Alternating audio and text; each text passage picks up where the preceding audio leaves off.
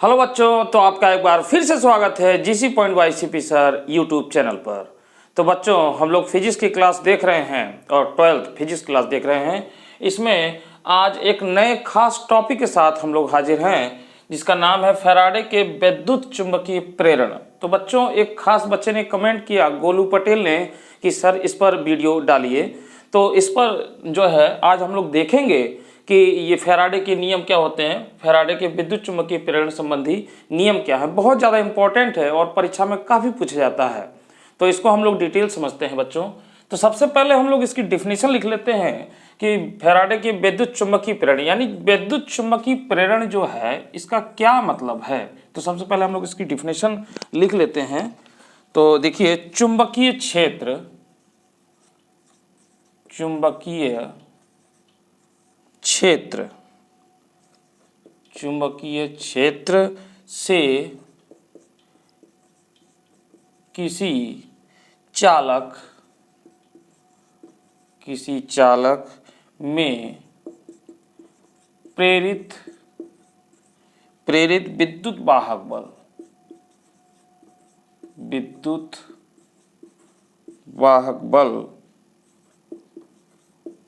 बल, इसको हम लोग ईएमएफ कहेंगे, इलेक्ट्रोमोटिव फोर्स, तथा बंद परिपथ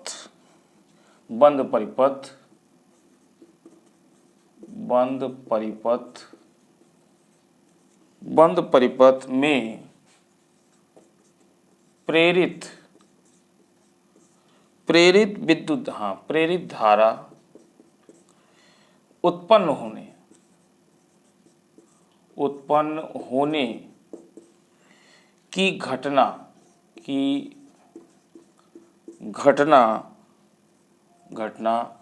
चुंबकीय प्रेरण कहलाती है। तो बच्चों, चुंबकीय क्षेत्र में किसी चालक में प्रेरित विद्युत वाहक बल यानी ईएमएफ तथा बंद परिपथ में प्रेरित धारा उत्पन्न होने की जो घटना है, इसी को हम लोग चुंबकीय प्रेरण कहते हैं। यही चुंबकीय प्रेरण कहलाती है। तो बच्चों, एक समझते हैं बात को कि जैसे किसी चालक तार में अगर कोई धारा प्रवाहित हो रही है, तो इस चालक तार में धारा प्रवाहित होने से एक चुंबकीय क्षेत्र उत्पन्न हो जाता है। उसी प्रकार से यानी चालक में अगर धारा प्रवाहित हो रही है, तो इसके कारण अगर चुंबकीय क्षेत्र उत्पन्न हो रहा है, तो उसी प्रकार से अगर चुंबकीय क्षेत्र है तो उसके द्वारा विद्युत धारा भी हो सकती है, जिसे हम लोग प्रेरित धारा कह रहे हैं। तो यहाँ पर इस बात को समझते हैं, जो ये परिभाषा है इसको अब डिटेल में हम लोग समझते हैं। देखिए कैसे, जैसे एक चुंबक हमने लिया, इसका ये नॉर्थ पोल और इसका ये साउथ पोल है बच्चों।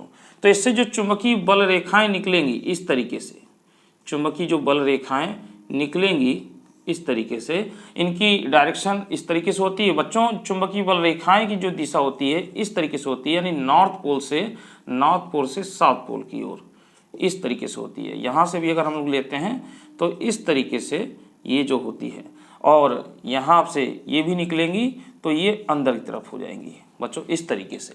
तो बच्चों, यहाँ पर जो चुंबकीय बल रेखाएं निकल रही हैं बाहर की ओर नॉर्थ पोल से, तो एक चुंबकीय क्षेत्र हमने ले लिया है। और चुंबकीय क्षेत्र में यहाँ पर देखिए कहा गया है कि एक बंद परिपथ यानी क्लोज सर्किट अगर हम लोग ले, यहाँ पर इसके ऊपर पृष्ठ ले, तो यहाँ पर जब एक पृष्ठ लेते हैं बच्चों, तो इस पृष्ठ में ये चुंबकीय बल रेखाएं गुजरती हैं। तो इस सर्किट से यानी इस परिपथ से बद्ध चुंबकीय फ्लक्स में एक परिवर्तन होता है, और उस परिवर्तन के कारण इसमें एक प्रेरित धारा उत्पन्न होती है। इसमें एक प्रेरित विद्युत वाहक बल और एक प्रेरित धारा उत्पन्न होती है। तो बच्चों देखिए, ये जो प्रेरित धारा है ये इसमें चुंबकीय फ्लक्स में परिवर्तन होने के कारण होती है। परिवर्तन होने के कारण मतलब अगर यहाँ पर इस चुंबक को स्थिर रखा जाए तो इसमें कोई भी धारा नहीं बहेगी। तो यानी इसमें चुंबकीय फ्लक्स में परिवर्तन करने का मतलब है कि ये चुंबकीय जो बल रेखाएं इससे गुजर रही हैं, जो इससे चुंबकीय बल रेखाएं गुजर रही हैं, इनकी संख्याओं में परिवर्तन, इनकी संख्याओं में परिवर्तन होने पर इसमें एक प्रेरित धारा उत्पन्न हो रही है। पूरी घटना हमारी इसी पर ये चलती है। तो बच्चों देखिए, इसमें चुंबकीय फ्लक्स के मान में परिवर्तन किस प्रकार से हम लोग करेंगे, तो इसको कई तरीके से हम लोग कर सकते हैं। जैसे कि चुंबक को अगर इसके समीप ले जाएं या इससे दूर ले जाएं तो इसके चुंबकीय फ्लक्स के मान में परिवर्तन हो जाएगा, यानी चुंबकीय बल रेखाओं की संख्या में या चुंबकीय क्षेत्र की रेखाओं की संख्या में परिवर्तन हो जाएगा। जैसे अगर चुंबक को समीप ले जाएं तो जो ये रेखाएं गुजर रही हैं, अधिक से अधिक संख्या रेखा इस जो है इस सर्किट को पार करेंगी, यानी इसमें से हो करके गुजरेंगी। यानी अगर इसको समीप ले जाएं तो इससे काफ़ी रेखाएं, जैसे मैं इसको अगर यहाँ पे बनाऊं तो यहाँ से काफ़ी रेखाएं इसमें से पास हो जाएंगी। तो हम ये कहेंगे कि चुंबकीय बल रेखाओं की संख्या के मान में वृद्धि हो रही है, यानी इसमें जो परिवर्तन हो रहा है ये बढ़ रहा है। अगर इसको हम लोग दूर ले जाएं तो इसमें जो चुंबकीय बल रेखाओं की संख्या है ये कम हो जाएगी, तो इसके मान में भी परिवर्तन हो रहा है, परंतु ये कम हो जा रही है। तो बच्चों, या तो इसको इसके समीप गतिमान हम लोग करें, इसके नज़दीक ले जाएं, या इससे दूर ले जाएं, जिससे हमारे चुंबकीय बल रेखाओं की संख्या में परिवर्तन हो। या तो हम एक काम करें कि इस सर्किट को ही हम लोग इसके नज़दीक ले जाएं या इससे दूर ले जाएं, इस तरीके से कर सकते हैं। तो बच्चों, यहाँ पर जो है कि ये जरूरी नहीं है कि चुंबक ही ले। अगर हम लोग यहाँ पर, जैसे कि हमने यहाँ पर कोई एक सर्किट ले लिया, ये बंद परिपथ है, और यहाँ पर एक कुंडली हमने बनाई, इस तरीके से एक कुंडली बनाई, और इस कुंडली में हमने एक बैटरी लगा दी, यहाँ पर एक कुंजी लगा दी, इसको इस तरीके से, तो इसकी जो धारा की दिशा होगी वो इस तरीके से होगी। अब बच्चों, इस पूरे परिपथ को ही अगर हम लगे, क्योंकि हम जानते हैं कि जो इसमें बैटरी के द्वारा धारा बहेगी, उस धारा के द्वारा, यानी इसमें जो करंट फ्लो होगा, उस करंट के द्वारा यहाँ पर एक चुंबकीय क्षेत्र उत्पन्न हो जाएगा। तो चुंबकीय क्षेत्र उत्पन्न हो गया, तो वही तो हम चुंबक को ले जा रहे हैं। जो चुंबकीय क्षेत्र उत्पन्न हो गया, इस चुंबकीय क्षेत्र के कारण जब इसको हम इसके नज़दीक ले जाएंगे तो इससे जो चुंबकीय बल रेखाएं गुजरेंगी वो इससे पास होंगी। तो इस तरीके से हम कई तरीके से इसमें चुंबकीय फ्लक्स में परिवर्तन करा सकते हैं। या तो इसको इसके नज़दीक ले जाएं, या तो इसको इसके नज़दीक ले जाएं। तो नज़दीक ले जाएं और दूर ले जाएं, दोनों ही कंडीशन में इसमें गुजरने वाली चुंबकीय बल रेखाओं की संख्या में परिवर्तन होता है, जिसके कारण इसमें एक जो है विद्युत वाहक बल, इलेक्ट्रोमोटिव फोर्स, और उसके द्वारा एक प्रेरित विद्युत धारा यानी इसमें उत्पन्न होती है। इसे हम प्रेरित धारा भी कहते हैं, इसे हम लोग प्रेरित धारा कहते हैं। तो बच्चों, इसके आधार पर इस चुंबकीय प्रेरण के सिद्धांत पे, यानी यही जो है चुंबकीय प्रेरण सिद्धांत है, और इसके आधार पर इसके दो नियम प्रस्तुत किए गए हैं, दो नियम इसके प्रस्तुत किए गए हैं।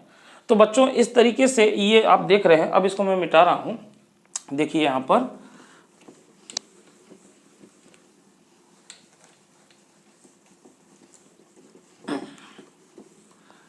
तो बच्चों, इस तरीके से चुंबकीय बल रेखाओं की संख्या में जो परिवर्तन होती है उसके कारण एक प्रेरित धारा आप देख रहे हैं कि इसमें बहती है। अब इसका जो नियम होता है बच्चों, इस दोनों नियम को हम लोग लिख लेते हैं। तो इसका जो प्रथम नियम होता है, फैराडे का प्रथम नियम, और उनको समझते हैं बारी बारी से।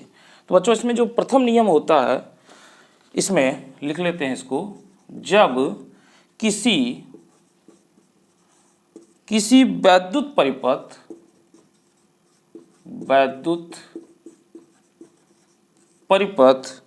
से बद्ध चुंबकीय फ्लक्स में परिवर्तन हो रहा होता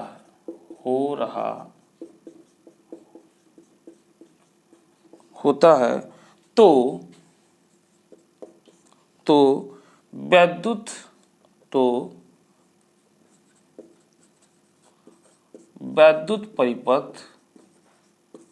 वैद्युत परिपथ में प्रेरित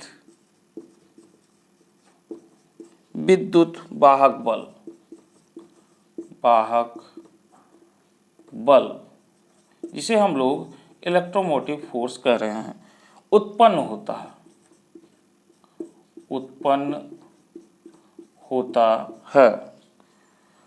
होता है, जिसका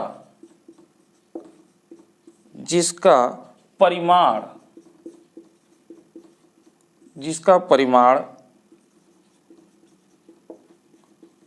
चुंबकीय फ्लक्स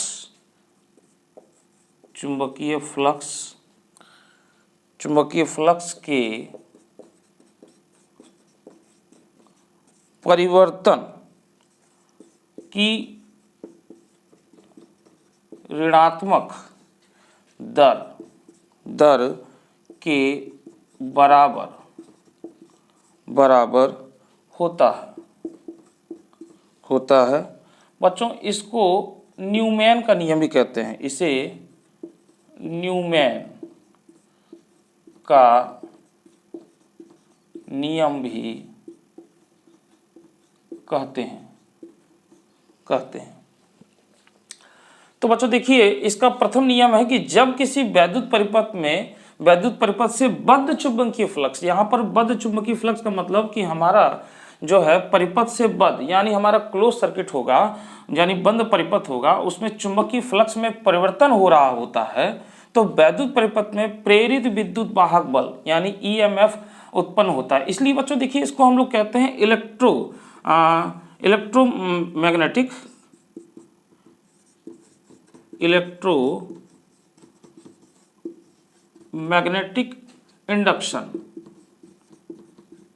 इंडक्शन।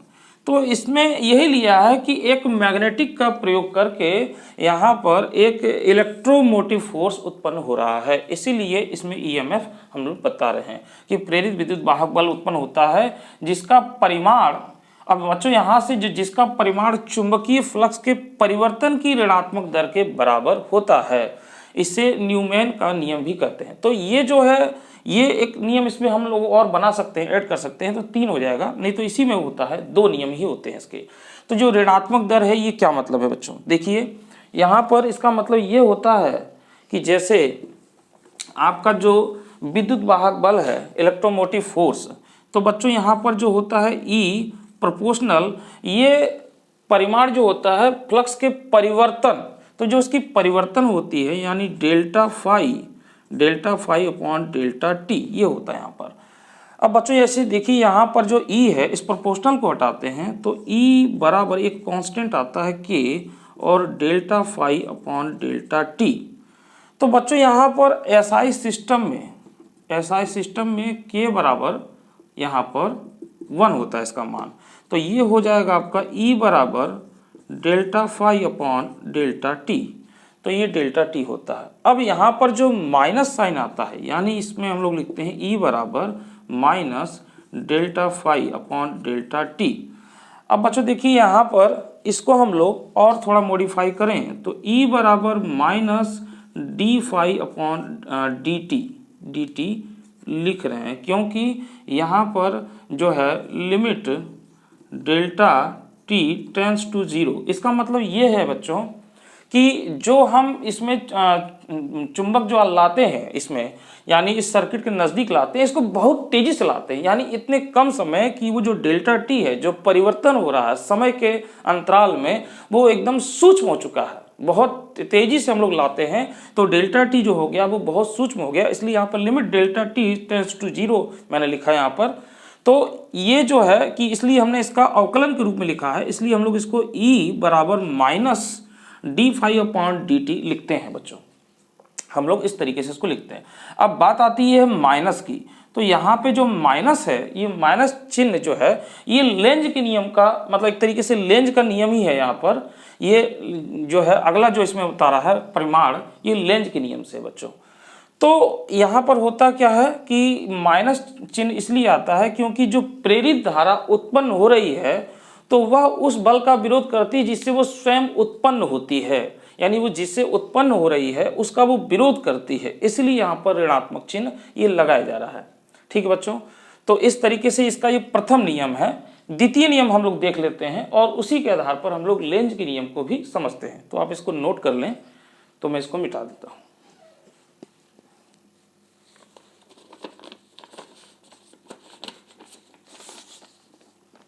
हाँ, तो मैं इसको मिटा रहा हूँ। द्वितीय नियम हम लोग देखते हैं, उसको नोट कर लेते हैं।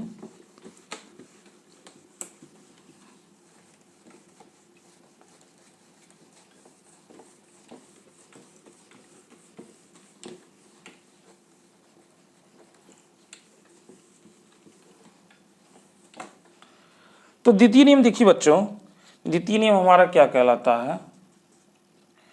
द्वितीय नियम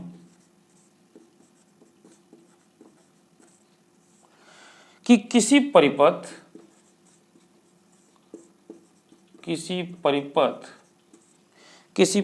में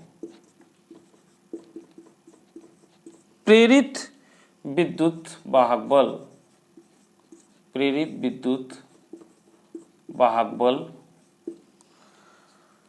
अथवा प्रेरित धारा की दिशा मुख्य रूप से वो माइनस साइन दिशा है, दिशा ऐसी होती है कि यह उस कारण का विरोध करती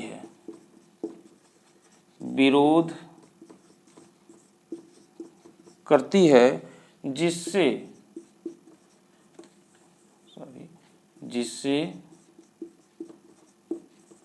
जिससे कि स्वयं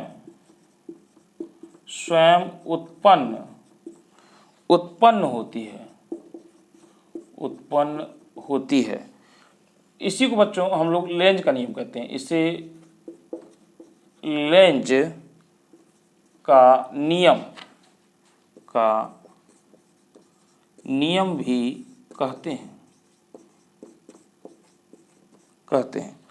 अब बच्चों इसको समझ लेते हैं कि जो द्वितीय नियम है, किसी परिपथ में प्रेरित विद्युत वाहक बल अथवा प्रेरित धारा की दिशा ऐसी होती है कि यह उस कारण का विरोध करती है जिससे यह स्वयं उत्पन्न होती है, इसे लेंज का नियम कहते हैं। तो जो माइनस साइन आता है वो इसी कारण से आता है। तो देखिए यहाँ पर क्या होता है कि बच्चों देखिए, जैसे हमारे पास ये कुंडली है, यहाँ मैं बना दूं, ये कुंडली है, इस तरीके से ये कुंडली है और यहाँ पर हमने एक गैल्वेनोमीटर लगा रखा है। गैल्वेनोमीटर बच्चा क्या होता है कि गैल्वेनोमीटर जो धारा का संसूचक है, यानी गैल्वेनोमीटर धारा मापेगा नहीं, गैल्वेनोमीटर ये हमारा बताएगा। यहाँ पर जैसे देखिए ये इस तरीके से होता है और यहाँ पर ये सुई होती है, तो यहाँ पर ये 0 है और इसके इधर, यानी इसमें गैल्वेनोमीटर ये बताता है कि जो इसमें विक्षेप आता है, यानी इसमें धारा बहेगी या नहीं बहेगी उसको बताता है, यानी कंडीशन बताता है, धारा को मापता नहीं है।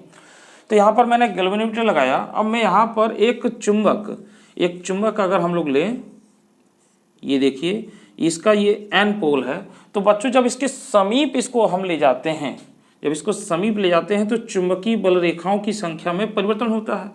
तो बच्चों ये उसका विरोध करता है, यानी विरोध करने का मतलब कि इसका जो कुंडली का जो तल है, ये तल आपका नॉर्थ की तरह व्यवहार करने लग जाता है, यानी जो इसका जो कुंडली का जो तल है जब इसके समीप लाते हैं तो ये नॉर्थ की तरह व्यवहार करता है, यानी जो अपने पास इसको हम जो ले जा रहे हैं इसको ये प्रतिकर्षित करना चाहेगा, इसका ये विरोध करता है, यानी नॉर्थ मिलकर ये प्रतिकर्षण होता है, यानी ये दूर हटाने का प्रयास करता है। तो यानी जिस कारण से ये किस कारण से उत्पन्न हो रहा है, इसमें चुंबकीय फ्लक्स जो हो रहा है, धारा हो रही है, क्योंकि इसमें चुंबकीय मान के फ्लक्स में परिवर्तन हो रहा है, क्योंकि हम इसको पास ले जा रहे हैं, तो इस कारण से इसमें प्रेरित धारा उत्पन्न हो रही है। तो ये उसी कारण का विरोध करता है, यानी जो पास हम लाए, इस पास को लाने का ये विरोध करता है, इसको दूर प्रतिकर्षित करता है। तो इसका जो कुंडली का जो तल है, ये तल इसके सामने जो है ये नॉर्थ की तरफ व्यवहार करता है।